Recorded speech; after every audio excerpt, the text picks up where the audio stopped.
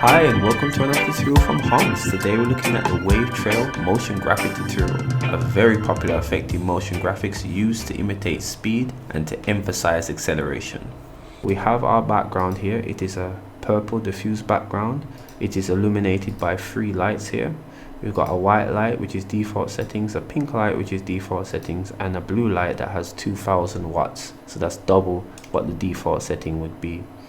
Cool. Next we're going to change some options here in the render properties. So we're going to go to color management. We're going to go down where it says view transform, and from filmic we're going to change it to standard, and then we're going to go over to the world. We're going to create a new world and we're going to give this world a color of white. 6Fs represent white for the hexadecimal code. Good, and this makes sure that the colors that we see on the screen are truly represented to what we want to see without any filter. Now that we've done this, we can go ahead and create our airplane. So we're going to create a mesh. We're going to go to mesh with Shift and A, and we're going to select the plane, right? So with the plane selected, let's go ahead and press Tab on our keyboard. Let's hold Shift while selecting the 2 top nodes, and then we're going to hit M for merge, and we're going to merge at the center. Good. With it merged at the center, let's just go ahead and scale this up a bit. Alright, then we're going to select the 2 bottom nodes here, the 2 bottom vertices. We're going to hit W and S, W to open up the vertex menu, and S to subdivide, and then we're going to go ahead and select these 2 nodes here, and we're going to press F on our keyboard to create an edge. Right, so when we do this, this cuts the triangle in half to create 2 right angle triangles. Once we have this, we're going to go ahead and go to our knife tool here on the left. You can also press K, and we're just going to cut a line from the top vertices down to about here to create a diagonal at this point. Then we're just going to go to, so we use the knife tool and cut the line right down here. And next what we're going to do is just click this button here, select box, and that will apply the knife cut. And then once the knife cut is applied, let's go ahead and select this vertex here. We're going to press X on our keyboard and we're going to delete that vertex. Then we're going to go ahead and select the vertices that are enclosed that do not have a face. And we're going to press F to create a face. Then we're going to go over to the modifiers tab, and we're going to add a modifier, and that modifier is going to be the mirror modifier. Cool. And with the mirror modifier, let's go ahead and move our object above the background here. Let's press the middle mouse button to come out of the camera view and to rotate down a bit. Let's go ahead and select this node at the bottom in the middle, and I'm going to press G and Z, and we're just going to go ahead and pull this down, and we can see here that we have our paper airplane. Cool. Next we're going to go ahead with this whole plane selected, and we're in object mode. We're going to hit Shift and S. I'm going to say cursor to selected. Then we're going to hit Shift and A, and we're going to add a empty. So let's go ahead and add an empty. Alright, about here, about a sphere. Cool. Let's scale the sphere down a bit, and then we're going to parent the plane to this sphere. So we're going to hit Control and P to parent, and we're going to keep the object transformation. So all movement of the plane will be done with this sphere right here. Cool. So with that done, let's go ahead and do some transforming, because the plane is not in the position that we want. We want to say R X -90, and we want to say R Y -90. Good. And that will put the plane in the correct orientation. Then we're just going to rotate it on the Z. Cool. And that's our paper airplane in the right position. Let's go to our modifiers tab now with the plane selected. Let's apply our mirror modifier. Let's add another modifier. It's going to be the solidify modifier. This is not necessary, but I wanted my plane to have a bit of thickness, so I'm going to add some thickness to it. Cool. This looks about right. Let's go ahead and apply this. So we have our plane ready to go.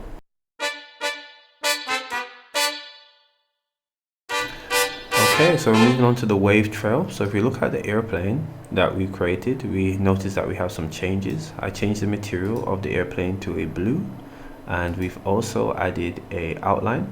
If you want to know how I added this grease pencil outline to the plane, you can go ahead and check this tutorial on the left hand side, and that goes through how I do it. Alright, so I won't be going through it in this tutorial.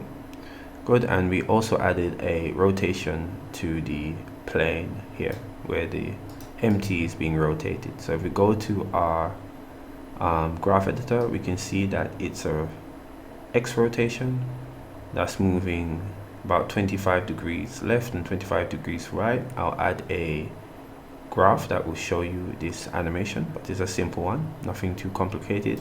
We're also going to create a back and forth animation here, and we'll go through the reason why we do this, but we've just added it here.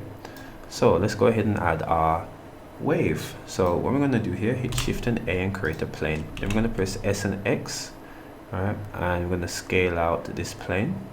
We want to make sure that it scales out beyond the camera view, but to the edge of the plane. So about here it looks okay. Let's go ahead and select these two vertices here. We can hide the plane temporarily so we can see what's actually happening.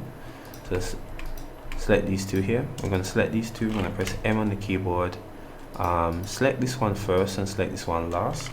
Press M and I'm going to say at last. And that's going to create this triangle that's right angled, but it's going to join at the end here, which is exactly what we want. Let's press Alt and H to reveal the plane. Just go ahead and make sure that the plane is at the right position here. This looks good. I think this looks good. We can scale it a bit more on the Y. And then what we're going to do here is select the two top vertices here, and we're going to hit W and S, and then we're going to have an option to the left here that tells us how many cuts we want. We're going to put 10. We're going to need more, but we can't go above 10 with this option. So with that, let's press Tab to apply that. Then I'm going to press A and I'm going to hit WS several times until we get a pretty compact topology for what we have here, making sure it's just the top edge that we have selected. So I just want to make sure the top edge is selected here, and I'm going to hit WS. Yeah, I think this is tight enough of a topology.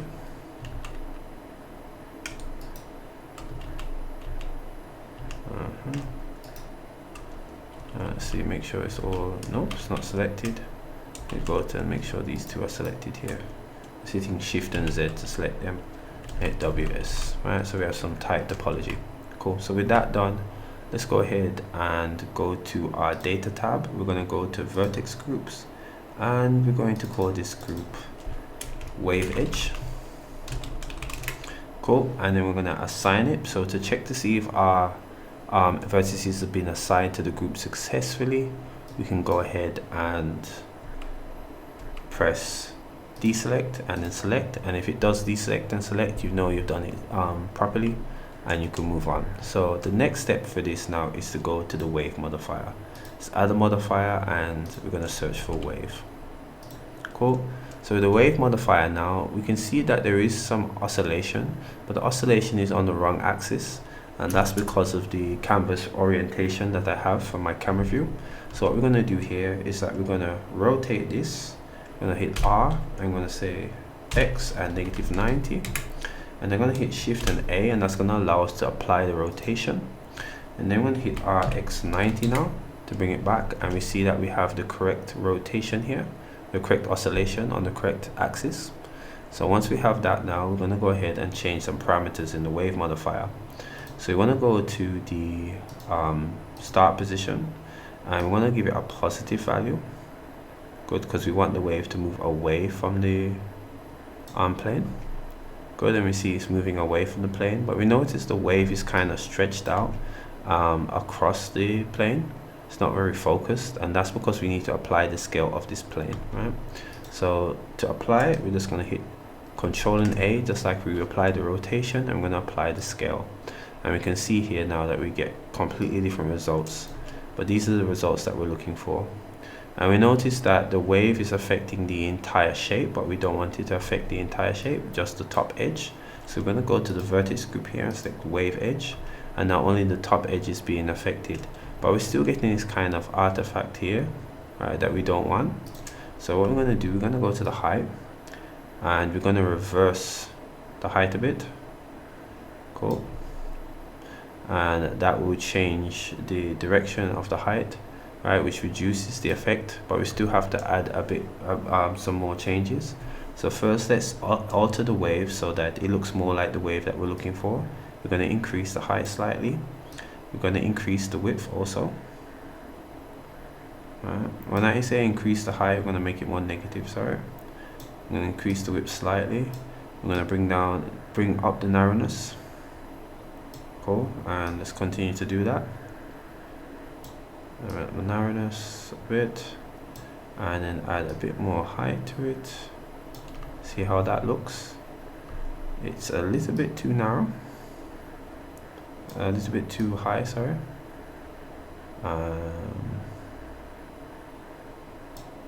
And let's bring it up and bring the height up a bit. Yeah, I think this looks about right. Yeah, this wave looks a lot better. Yeah, so let's go ahead and add some vertex weights. So first we're going to hit Shift and Z so that we can see our vertices, and then we're going to go over to this little box here. I'm going to drag it out, and we're going to go ahead and go to wave edge. Right, we can only access this in edit mode when we have a vertex group created. If we don't have a vertex group created, you're not going to see this option. And the wave edge, we're just going to change the values here from 0 to 1. So we're going to give this one at the edge 0, and we're going to proceed by increments of 0.1. And what this is telling the wave modifier essentially is how much influence it has over these said vertices. So if the vertices are closer to 1, that means that the wave modifier has more control. If they are further from 1, meaning closer to 0, that means that the wave modifier has less control. And what this will essentially do is that it will stop this artifact from happening, right, because it has assigned the beginning waves to have less influence, and it looks more natural also. Alright, so we have our oscillations here. We have 7, 8, 9, and 1. Let's go ahead and see what it looks like, and we can see automatically, even not in the material mode, that we're getting a nicer result here.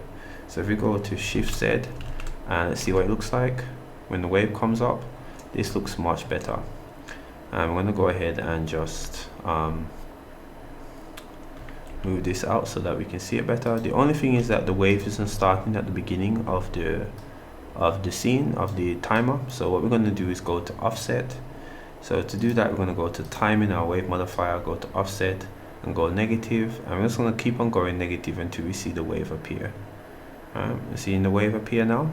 Cool. So once it covers the scene, we know that it's starting from the beginning, and we have our wave. Right. Alright, so if we look at our scene right now, we've added a couple of things to the scene. We've added some more waves with some colors and some patterns here, and we've added some gradients to some and some flat colors to others. This is really where you get creative with how you want your wave trail to look. Cool. Once we've also parented the wave to the plane itself, so wherever the plane moves now, the wave will go also. And we notice that the plane is also moving back and forward, so it's moving along the x-axis back and forward. And all we have to do, we can just go ahead and check the animation here, and it's cyclical. We've added cycles to the modifier for this, very similar to the same thing that we did for the rotation of it. Cool. And we see the wave moving back and forward. So for the next part, we're just going to add some line waves here with the skin modifier. Let's go ahead and duplicate any of these waves here. Let's duplicate this one here, and we're just going to go to tab. Just going to press tab to go to edit mode, and we're going to select these vertices here. If we can't see them, we can always go to the wireframe mode, but we're just going to delete these vertices to leave the line. Good. Let's bring the line down to the bottom so we can set it up a bit. so we can see what's happening. Then we're going to go to the modifiers tab. We're going to add a modifier. We're going to search for the skin modifier. Right. So because it has the same material as the pattern, it's difficult to see. So let's go ahead and change the material. Let's change it to this paper plain blue so we can see it. And we notice that the skin modifier is kind of thick. So we're going to hit is it Control and Z? Nope, sorry. Shift and Z, sorry. We're going to hit Shift and Z to go to the wireframe mode. Then we're going to select our skin and we're going to press Tab to go to edit mode. I'm going to press A on our keyboard to select all of the vertices. I'm going to hit Control and A, and that will enable us to scale down the size of our, or the radius of our skin. Good, and that will give us a nice line here. So if we hit Shift and Z again to come out of wireframe mode, we can see our skin here. So all we have to do is change the parameters of the wave a bit. I'm just going to simply decrease the height a little bit and change the offset. Good, and that gives us a nice line here, and we just have to match it up with our plane. Good, and because it was part of the object that was parented to the plane, it's already parented, and you can add some lines as well. So we're going to add more line. We're going to add another line and a different color of that line in the next part of the tutorial. Right, but this part is finished.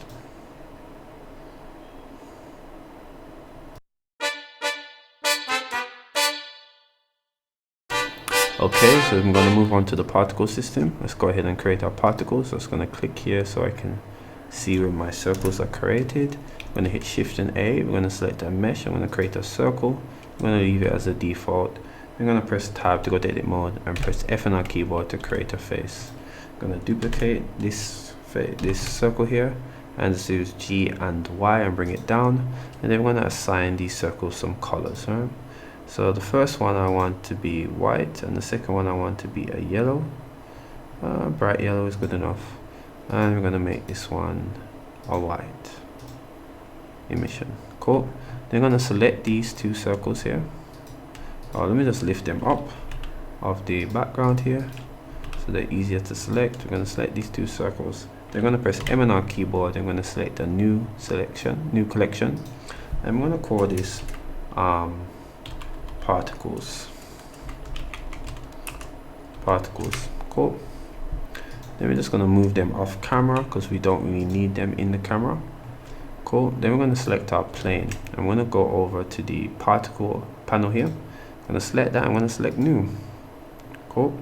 I'm going to enter in some parameters. So I think I use 600 for the number, and we have the life of this to be 100, and I want them emitted over the power for this animation, which is 250. Cool. And we want them emitted from the vertices. This is important.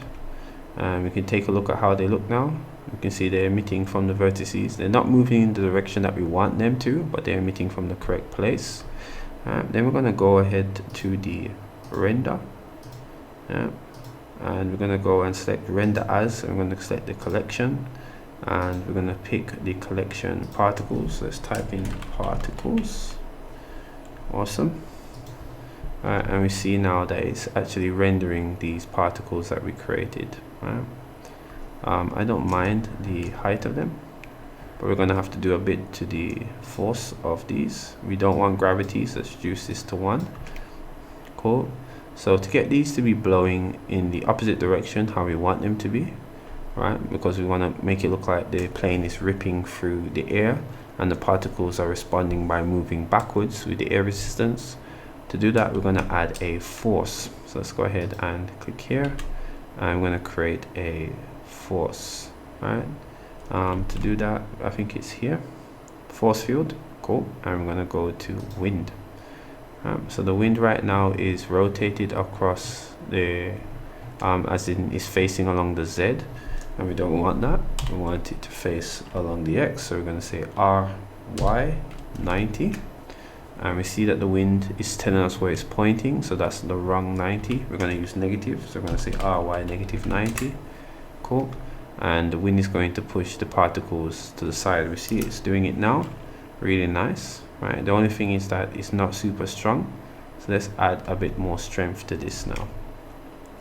So we're going to go into the, with the win selected, go into the physics, and we're going to change the strength to something like 5. Oh no, 5 is a bit too weak. Let me just lift it up. This is about good.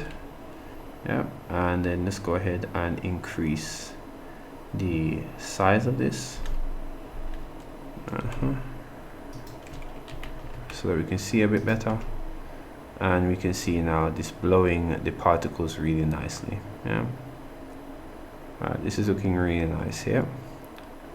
Awesome. Cool. So now we have the particles for the plane. We're going to add some particles in the air as well. So to do that, let's go ahead and just well, first let's increase the scale of the particles here a bit. So just going to go over to the modifiers and increase the scale, emission, I think it's render. Yeah, increase the scale here a little bit. Cool, so it's a bit more obvious. Yeah, something like this. And then what I'm going to do, I'm going to go to press Shift A, go and create a plane again, scale this plane up. I'm going to say RY90. Let's do RY negative 90, GZ. I'm just going to move this along the X axis by pressing G and X outside of the camera view. Cool. I'm going to use this plane as a plane to emit particles. Cool, let's scale it up a bit more. Alright, we're going to set the particles to a certain number here. But first let's add a particle system to it. We're going to add the emission, let's leave it at 1000. Let's leave the lifetime to about 100 again. Go to 250, which is the end of my timeline. And we're going to have it emit from the faces this time around. We're going to select the collection in the render panel here, and that's particles. Cool, and it's just going to render them out here, and we can see now that we're getting a lot of particles here in the viewpoint, and that's showing us that things are moving backward. That's giving us an impression of speed. We're going to increase the scale of this a bit more, and we're going to reduce the amount that's coming out. Let's change it to 400. Alright, let's see how it goes. Yeah, this looks a lot better. Cool. And this is giving us a indication of speed here.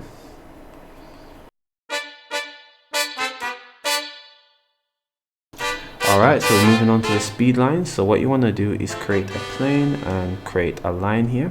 So we see that we have our speed line here. It's just a regular plane that's stretched across the canvas. And we're going to add some noise to this. So what you need to do here is add a keyframe to the delta Y. That's important. That is the Y channel, and that is delta. It will make life easier for you if you use delta. And then we're going to go ahead and select the channel in the graph editor window. And we're going to navigate to our modifiers here on the right. I'm going to select noise. Let's take a look. I like the way this looks, so I'm not going to change it, but if you wish to change the parameters here, they're on the right here, and you can change them as you see fit. Okay, so we've added the other speed lines, we've added the colors, variant colors, and we've added different sizes, and we've changed the phases of the noise texture here. You can change the phase here to make the oscillation of the wave different for each one. Cool, and we can see it here. This is looking really good. Right, so the only thing we need to do now is to separate the foreground from the background with some focus. So we're going to use the depth of focus in the camera settings to make the foreground in focus and the background blurred out. So to do that, let's go to our camera. Good, let's go to the depth of focus option, and we see everything is blurred out now. That's because it's adopting the settings I had before. I'm using an f-stop of 0.1. Now if you have the camera set properly and you have a proper focal length, you won't have to go so low, but for now this works for me, so I'm going to do that. And then we're going to select a focus object here so that the plane is in focus, Good. And when we do that, we see the plane is in focus and the lines behind the outer focus. And to create more interesting or appealing outer focus lines, you can change the Z position of the speed lines here, and that gives a slightly more interesting effect, as some are more in focus than others and some are not as in focus as others, right? Cool. And if we play this, we see this is looking really good, and the speed is really this feeling of speed is really showing in the animation.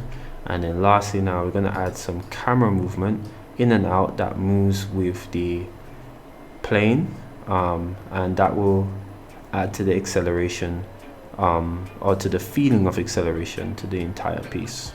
So let's go ahead and add some camera movement. Let's go ahead and insert a keyframe here. Let's copy this 20, this value here that we've added at the start of the timeline. Let's go to frame 60. Let's add another keyframe here, but just zoom this in first. About here, this looks good. And then we're going to go to frame 120 and we're going to paste what we copied. Cool. And let's take a look at that.